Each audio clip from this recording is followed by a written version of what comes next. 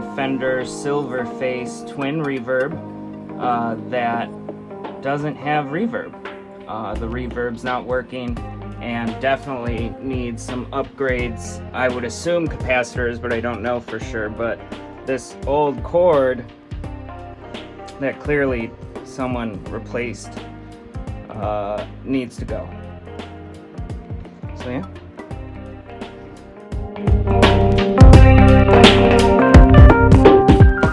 So with this amp, there was quite a lot going on. It had a bad power cord that had been replaced just poorly. It needed tubes. Some of the tubes were original. The reverb wasn't working at all. Everything was scratchy sounding, you know, the pods, the inputs and stuff. So just a lot going on with this one.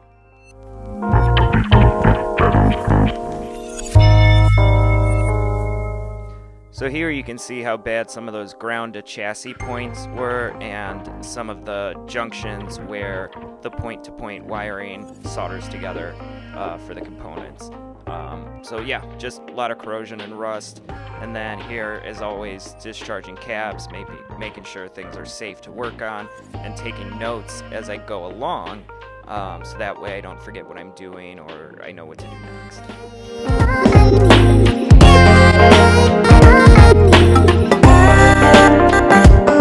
I tried a lot of different things, but I was able to find this old reverb tank laying around. This is the original that goes in the Twin Reverb, and then this one is from a different amplifier that I use for parts when I need it. Let's see here. Yep, that sounds like it's working.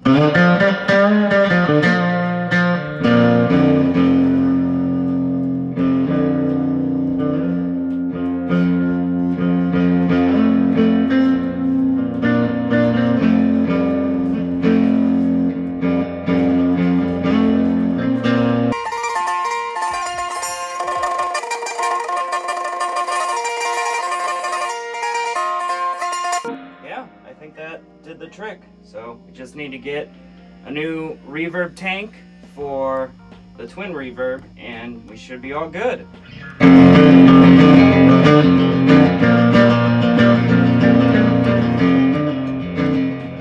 I might have mentioned already the reverb wasn't working. So biggest problem, the reverb tank is shot. It just doesn't do anything. But also the original cables were pretty bad. That's why I have these ones in, and the foot switch, the RCA jacks are loose. I haven't done anything to them yet, but I was able to jiggle them to get them to work. So that's gonna get replaced. But the main thing is I'm putting in a new reverb tank today, as well as some other updates, you know, recapping it and putting a new power cord in. So that's what we got going on.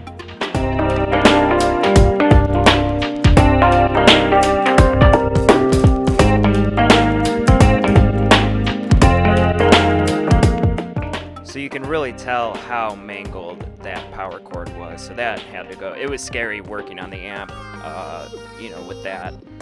Still being that way. So that was the first thing I did, was replace that power cord with a suitable one with proper grounding and all that.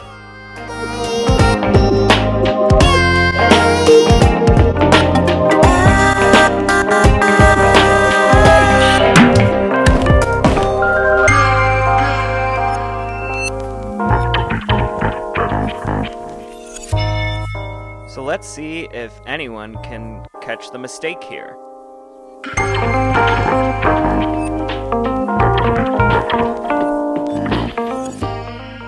So if you caught that I wired this up to the original death capacitor, you win a chance to watch the rest of the video.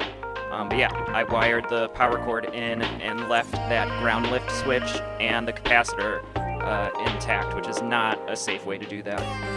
So I had to redo it again and make sure it was done correctly, because the whole point of replacing this was making sure that it's safe. And then cleaning up those ground points, getting rid of some of the old solder and some of the rust.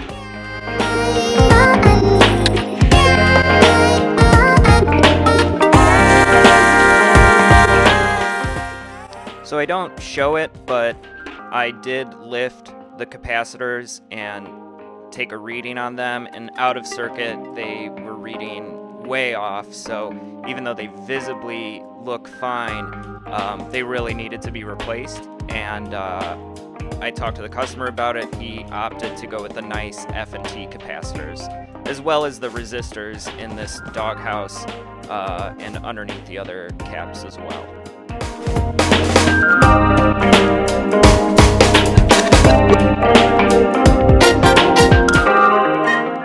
Usually I'm pretty reluctant to use silicone on these vintage amps just because that's not how they used to do it, but I didn't like how easily these capacitors could move around, so I went ahead and did it for safety's sake.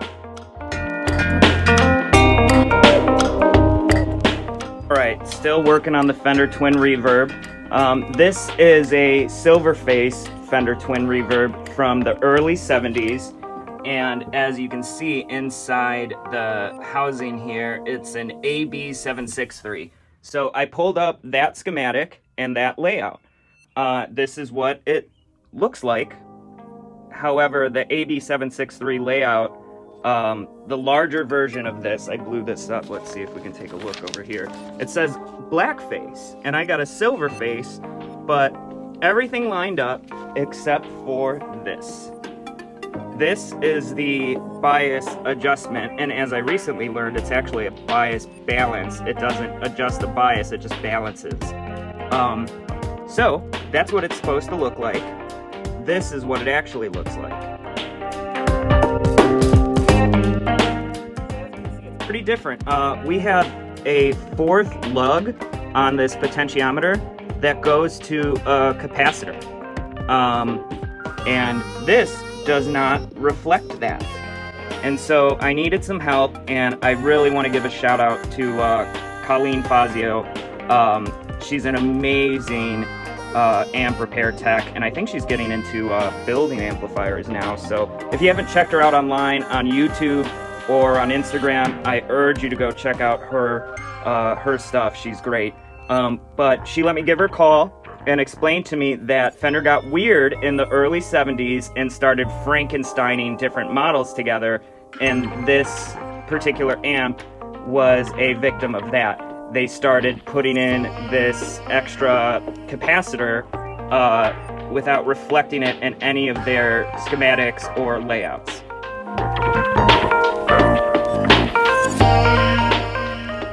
Okay, so back to business here. These RCA jacks are really mangled. They might not look like it here, maybe you can tell. And then these were so bad, I'm using ones that I have lying around.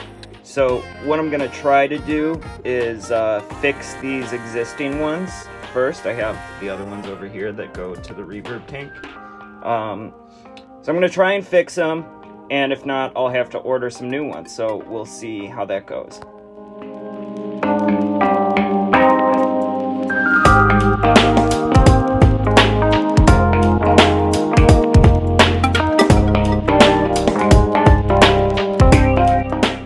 So I'm not stoked on how this particular RCA jack ended up looking, but doing it this way made it function flawlessly, so at least I was able to save that one.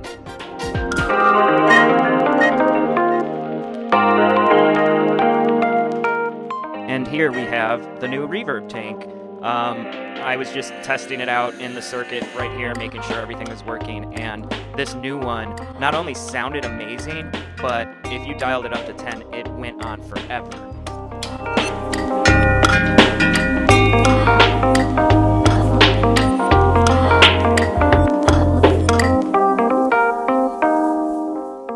So getting back to that weird schematic issue that I talked about earlier in the video, here I am replacing the other two capacitors. One of them is just another filter cap, and then that extra one connected to the bias adjustment.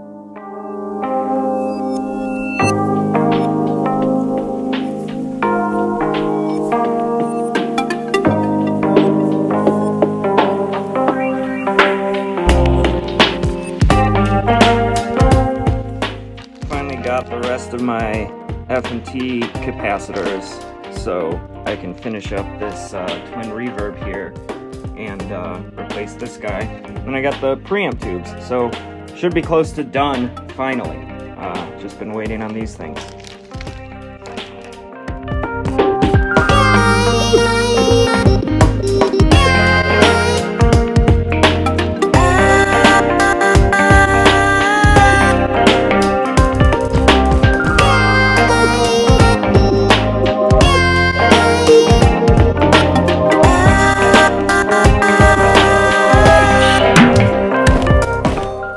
Once I was done with the power cord, the reverb, and the capacitors, I moved on to other things and noticed that some of the preamp tubes were microphonic.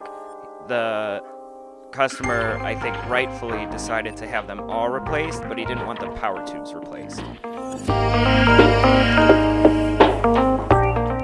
And then, of course, you have to love that beautiful tube glow.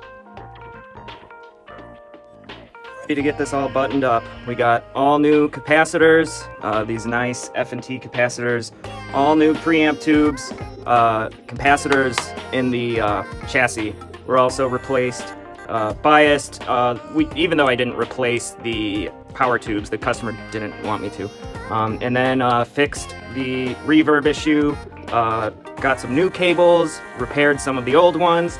This amp is good to go. Oh, and most importantly, I installed one of those 3-prong cords in the correct manner instead of having that scary one that used to be on here. So just got to test it out and throw it back in the enclosure.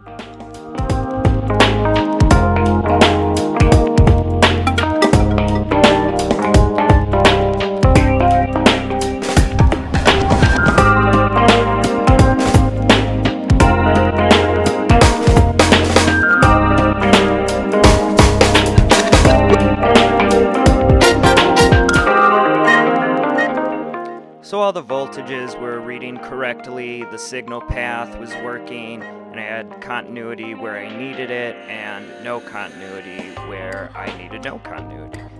So that's a good thing. So I moved on to, just like I said, reassembling everything and putting it back into the enclosure that it came in.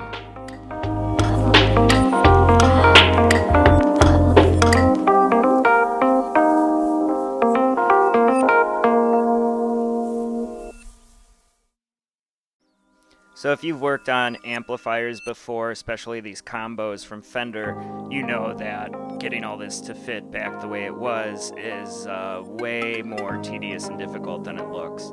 But this one actually went in pretty smoothly. And obviously we don't want to forget the reverb tank after I cleaned out the enclosure from all the cobwebs and dust and all the yucky stuff that was there.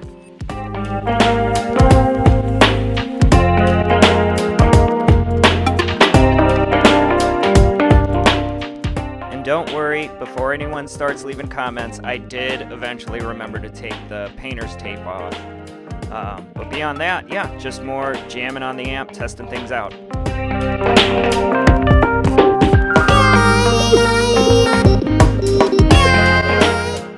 With the Twin Reverb. So it came in for a couple of things.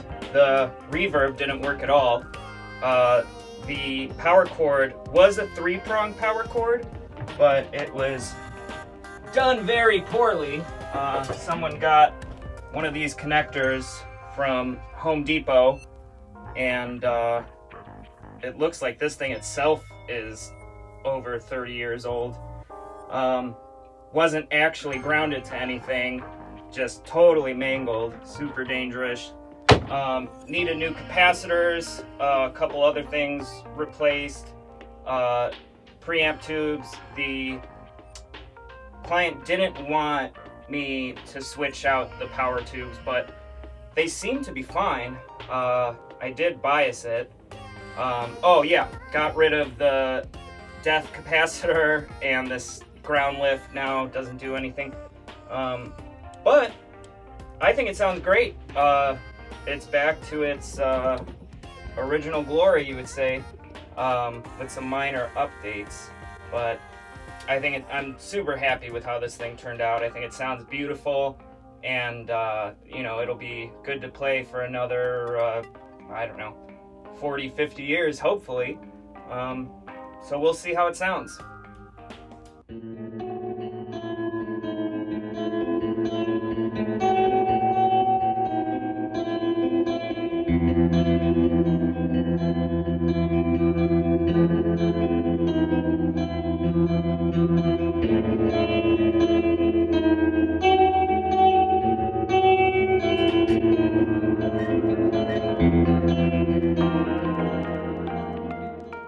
Thank you for checking out the video. My name is Mike Ballinger from Ballinger Amplification.